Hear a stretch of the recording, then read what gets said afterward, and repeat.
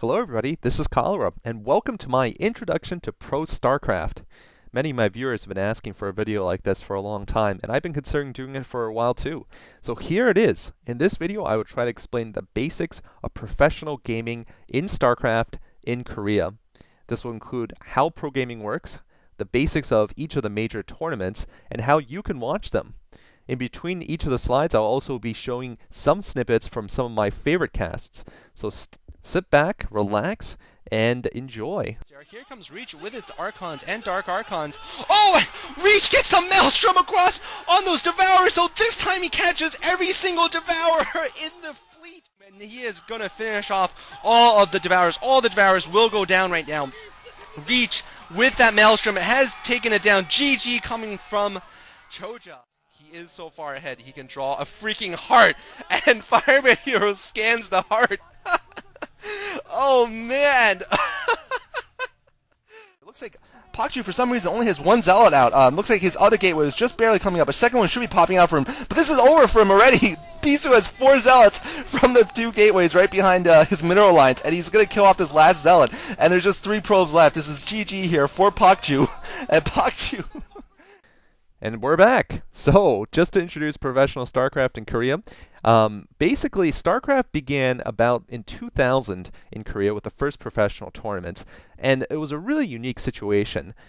Really, you had in South Korea at the time a very networked country with a lot of connections to the internet, but at the same time a very bad economy due to the dot-com boom and the Asian financial crisis, which ended in about 2000. And at that time, a lot of young men were out of jobs who were just involved in high-tech industry, so they turned towards video gaming. And from then on, you had the boom of the first true electronic sport in the world, the best funded still to this day and the most viewed, which is StarCraft. And it has been called the official sport of Korea. It is reportedly second in viewership only to football. And by football, I mean soccer, of course, for all you Americans. If you ever hear the word foreign in StarCraft lingo when we talk about it, or foreigners, it means anything that isn't Korean in StarCraft. That's right, American, European, what have you, is foreign, because there is such a big gap between Korean StarCraft and foreigner StarCraft. Now, in my videos, I mainly cover Korean StarCraft, professional StarCraft, as I call them, and there's some specific definitions for what professional means I'll go into. In Pro StarCraft, there are 3 existing TV networks right now in Korea that show only StarCraft. Those 3 are OnGameNet, which produces the OSL, the Monhwa Broadcasting Company, the MBC, which produces MSL, and GOM-TV, which is new and has just been producing the GOM-TV Intel Classic. Now here's an introduction to pro gamers in general. Each pro gamer must be on a pro team and licensed by the Korean Esports Association, KESPA. In order to be called a professional gamer, you really have to not just be good, but you have to have a license. There's a couple ways to get the license. 2 of the ways are through the Courage tournaments and now the Spirit tournaments, where amateur players who come from the amateur leagues are allowed to compete against each other and pass a very, very rigorous and competitive series of tournaments to receive licenses. Now, some other recruits can also be given licenses directly by the professional teams.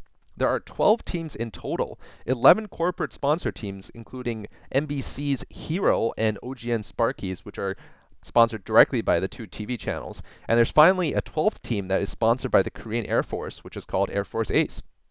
In general, pro teams live and train together. They often live in large mansions sponsored by their corporations, and they are required to stay in those rooms most of the time, at least, and to practice with each other. It's a real professional, full-time living. And pro teams are divided often between licensed A teams and trainee B teams. Now, this is why we get into how Savior was demoted, for example, to the B team on CJ Entis last summer. And when we talk about that, it means that basically he was given he lost his status as a frontline player for their team, basically, and what he had to do was actually practice with the B team for a long time before coming back to the A team.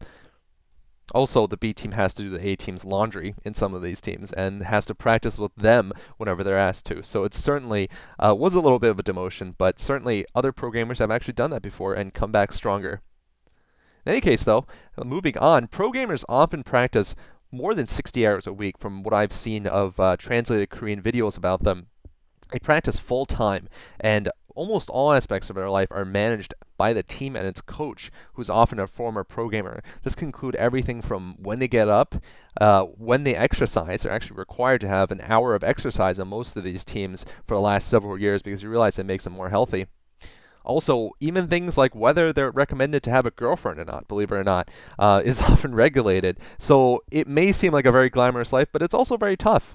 Playing video games for a living, you really do have to practice many, many hours a day, and you really have to just work on the basics. It's not all just going for cheesy rushes and having ceremonies afterwards. It's a lot of grinding work and playing the situations against players in your own team. Your coach will set you up in a certain situation, and you'll play it 10 times in a row. You'll have to watch replays of the opponents you're going to face in the matches in the future and all that. Anyway, so going back to the pro teams, tournament winnings are given to the team for shared expenses. Players are paid a fixed salary. Basically, for the large prizes that you can win in the major tournaments, most of it does go to the team, and so do any of the Pro League prizes. The team does pay for the pro gamers' board and rooms in the mansion that they have. So it's definitely that's how the expenses work. Of course, most of the money does come from the corporate sponsorship. The best programmers often have fan clubs of thousands, and believe it or not, it's actually evenly balanced between guys and girls who watch their videos. And next, we're going to be showing some of the programmers who have some of the biggest fan clubs and some of the most wacky or famous personalities. 밥이잖아요. 네, 밥인데요. 밥을 던지는 세레모니. 너는 나의 밥이야. 자, 그리고 설마 나 방에 다리하고 이게 되는데요. 네. 다리까지. 아니, 그건 아니에요. 네, 이거 설마. 제작 조작에서 안 했죠. 오랍니다. 어디까지 갑니까? 앞으로 가나요? 네. 와, 정말 기분 짱이겠는데. I know you guys are going to say yes, but I'm going to say, oh, and they're doing a somersault. Firebee Hero and Free are doing some ceremony, and Free's too embarrassed to do it. Look at that. He's not even given some privacy. There's cameras in his dressing room here as he's trying to figure out what happened to him. Is he going to cheer up? I mean, that's the thing. I think all of Korea wants to know, and everyone who's watching wants to know, is he going to cry? Yeah. Oh, Reach! Ceremony from Reach, pulling on the goofy shades and doing a little finger point. And here we're going to introduce the Pro League, a team-based competition between the 12 professional teams that lasts pretty much all year and has 2 main seasons. Now, for those of you who've been following the Pro League and you're wondering, well, when is it going to start? When does it end? There's actually only 2 3-month-long regular seasons played every year. Each one's about 10 to 12 weeks. During the regular seasons, there are about 10 matches played between the teams. Each match, of course, is between 2 teams, and they face off in the best of 5. I'll get into that later. The present season is the Shinhan Bank Pro League. Right now, we're in the second half of 2008, I believe, since last month. And these Pro League games are broadcast on both the NBC and OGN channels. The regular season games are best of 5 matches between the 2 teams with pre-decided rosters that have to be given in a few days before the game, except for the 5th and ace game if it gets to it. In the ace game, both teams will be able to pick whoever they want based on their consideration of the map and who they think the other team will put up, so there's a definite amount of strategy to it. Usually the best players are reserved for ace, although if you play in the first 4 games, you're still eligible to play in the ace matchup. Now, this is something I'm actually very sad about, but in the old format, up to this season, there used to be a 2v2 game in the middle of the 5 games. There would be 2 1v1 games, a 2v2 team game, and then 2 more 1v1 games in the best of 5. This is what happens when you have Reach in the game. I have to say, he just made everything sexy by going for the D-Web there.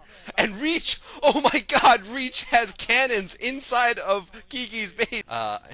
Oh man, but Huni has gotten some Archons coming up here. I think he's going to be able to pick off these Photon Cannons. Unless another Disruption Web! Awesome Disruption Web on the Archon, and this Archon might go down here. Oh man, both Archons go down because of the D-Web. Reach, where have you been? But unfortunately, this season they've gotten rid of the 2v1, the 2v2s, and now it's all 1v1 games.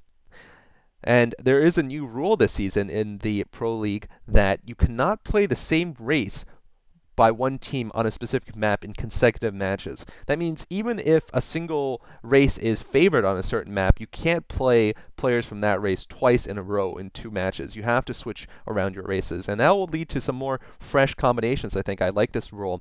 You won't have situations such as in Othello last season where it was almost always Terran versus Terran, or maps such as well, right now, Raid Assault is very Zerg favored, I think, but this will prevent it from always being Zerg versus Zergs.